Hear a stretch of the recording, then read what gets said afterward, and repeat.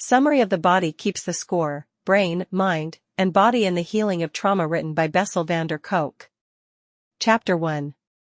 The Body Keeps the Score by Bessel van der Kolk is a seminal work that delves deep into the intricate web of trauma, unraveling its profound impact on individuals, particularly war veterans. The following text is an extensive exploration of the excerpt provided, offering a comprehensive analysis of the author's narrative, the characters introduced, and the overarching themes related to trauma and its lasting effects. The passage begins with poignant quotes from Khaled Hosseini and Jessica Stern, both emphasizing the enduring nature of trauma and its ability to shape individuals long after the traumatic events have occurred. These quotes serve as a powerful introduction to the central theme of the book, the ways in which the body retains the imprints of traumatic experiences.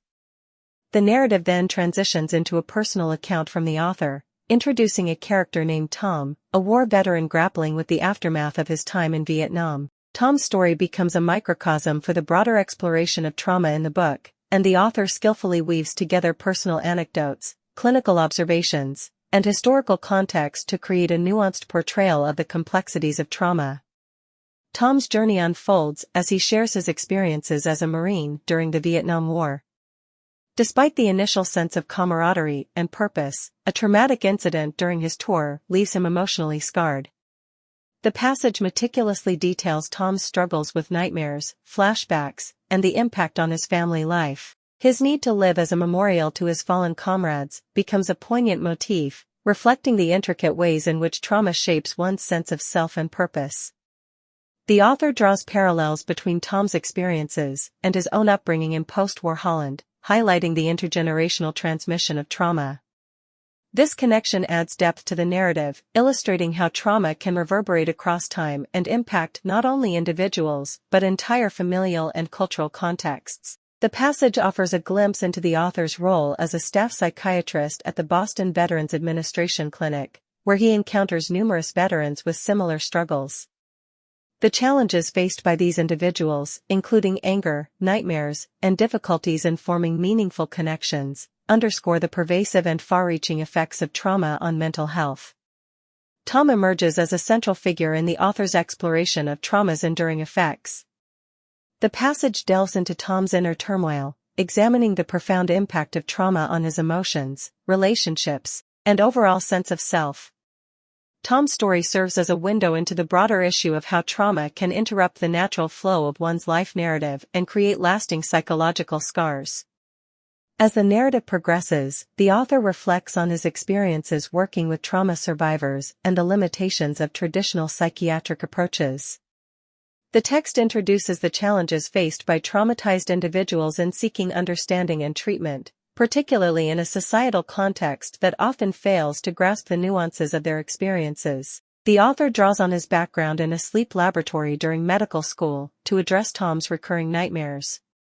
A prescription for medication is offered, but Tom refuses, expressing a desire to remain a living memorial to his fallen comrades. This decision prompts the author to ponder the complexities of trauma and the ways in which it can shape a person's identity and behavior. The narrative expands to encompass the broader context of trauma and its impact on veterans at the VA clinic. The challenges faced by these individuals, including anger outbursts and difficulties in self-regulation, are contrasted with the author's experiences raising toddlers at home. This stark comparison highlights the disparities in societal perceptions of trauma and the difficulties in addressing the unique needs of traumatized individuals. The lack of literature on wartime trauma at the VA library prompts the author to search for answers in other sources. A book from 1941 by psychiatrist Abram Kardner becomes a key reference, providing valuable insights into the experiences of World War I veterans. Kardner's observations on post-traumatic stress disorder, PTSD, and the physiological basis of trauma offer a foundation for the author's understanding of the challenges faced by the veterans at the clinic. The author reflects on his training under Elvin Semrad, who emphasized the importance of relying on personal experiences and the narratives of patients. This philosophy guides the author's approach to understanding trauma, and he begins to recognize the limitations of traditional psychiatric training in addressing the unique needs of traumatized individuals. The narrative then delves into the author's systematic studies at the VA clinic, where he investigates the experiences of veterans and the factors that push them over the brink. The focus on nightmares becomes a central theme, and the author shares a case study involving a veteran named Bill. Bill's reaction to a Rorschach test provides insights into the ways in which trauma survivors superimpose their experiences onto the world around them. The author's experiences with group therapy for veterans, both young and elderly, reveal the profound impact of shared trauma on group dynamics. The veterans find solace and connection in discussing their wartime experiences, emphasizing the deep divide between those who have experienced trauma and those who haven't. The author acknowledges the challenges in bridging this gap and the difficulties faced by traumatized individuals in trusting and connecting with others. In conclusion, the provided excerpt from The Body Keeps the Score offers a profound and multifaceted exploration of trauma, particularly among war veterans. The narrative skillfully weaves together personal stories, clinical observations, and reflections on the author's own experiences, providing a nuanced and comprehensive understanding of the challenges faced by those grappling with the aftermath of trauma. Van der Kolk's work stands as a testament to the enduring impact of trauma on the human psyche and the importance of recognizing and addressing its far-reaching effects. Chapter 2.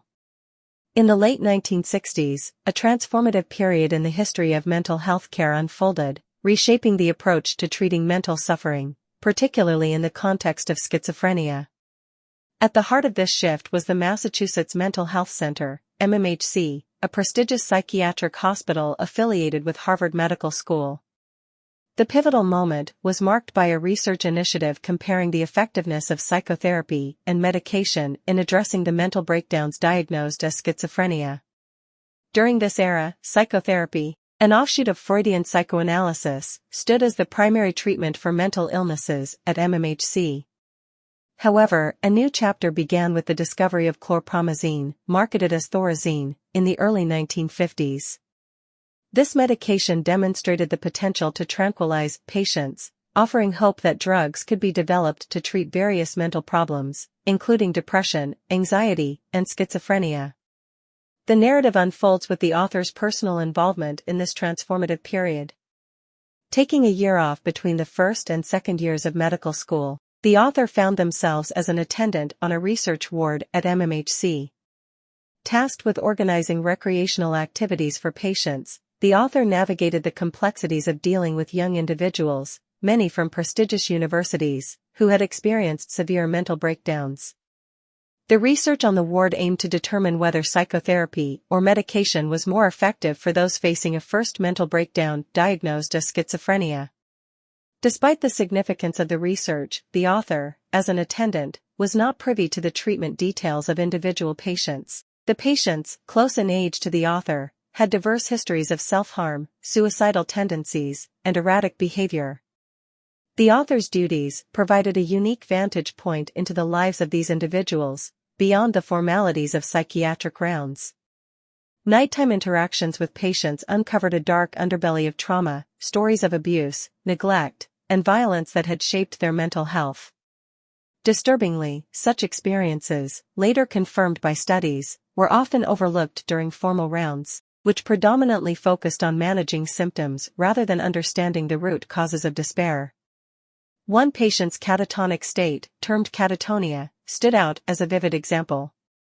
The doctors provided a clinical label, but the textbooks offered little guidance on how to address such conditions. The prevailing approach was to let it run its course. This gap in understanding and addressing the impact of trauma became a recurring theme in the author's reflections on psychiatric care. The author's role as a recreation leader allowed them to observe other aspects of patients' lives. Strikingly, the patients displayed physical clumsiness and social awkwardness. Camping trips and volleyball games exposed their coordination challenges and stilted interactions. These observations gained significance in later years when the author encountered body-based therapists specializing in trauma. Returning to medical school and eventually becoming a young doctor, the author was confronted with the stark realities of psychiatric care. While working at a Catholic hospital, electroshock treatments for depression were administered to women. The author, inquisitive about their lives, uncovered stories of painful marriages, difficult children, and guilt over abortions. These moments of genuine human connection contrasted sharply with the erasure of memory brought about by the treatments. A poignant encounter with Sylvia, a young woman experiencing childhood sexual abuse, highlighted the unintended re-traumatization that could occur in psychiatric care. The author reflected on the potential harm caused by well-intentioned interventions and formulated a rule for students: if an action wouldn't be done to friends or children, consider the possibility of unwittingly replicating past trauma. The narrative weaves through the author's journey, presenting a critical perspective on the evolving paradigm of psychiatric care. The pharmacological revolution of the late 1960s and early 1970s brought about a shift toward treating mental disorders as brain diseases with chemical imbalances. The author, enthusiastic about the potential of psychopharmacology, became the first chief resident in psychopharmacology at MMHC in 1973. While the use of medications such as lithium and clozaril showed promising results in stabilizing mood and reducing symptoms, the overarching shift toward a brain disease model had profound implications.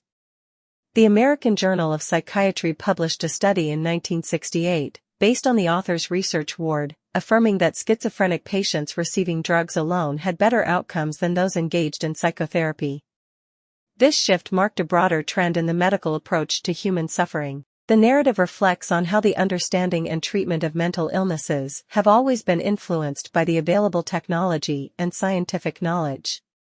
Before the Enlightenment, aberrations in behavior were attributed to God, sin, magic, and evil spirits. The 19th century saw a shift toward investigating behavior as an adaptation to the complexities of the world. In the 1960s, the focus turned to isolating and measuring hormones and neurotransmitters in the brain. The emergence of evidence linking abnormal levels of neurotransmitters to specific mental disorders fueled hopes of developing targeted drugs. However, the narrative suggests that this hope was never fully realized, and the field witnessed a paradigm shift toward diagnosing psychiatric problems using systematic criteria. The research diagnostic criteria, to which the author contributed, laid the groundwork for the American Psychiatric Association's Diagnostic and Statistical Manual of Mental Disorders, DSM. The DSM, often referred to as the Bible of Psychiatry, introduced a systematic system for diagnosing psychiatric problems. Despite early acknowledgments of its imprecision, the DSM became a cornerstone of psychiatric diagnosis. The narrative concludes by hinting at the tragic consequences of this evolving paradigm. The initial modesty in acknowledging the imprecision of psychiatric diagnoses gave way to a growing reliance on the DSM. The narrative leaves readers with a sense of foreboding, suggesting that the journey from experiential knowledge to a reliance on diagnostic systems might have unforeseen and tragic consequences in the unfolding story of mental health care.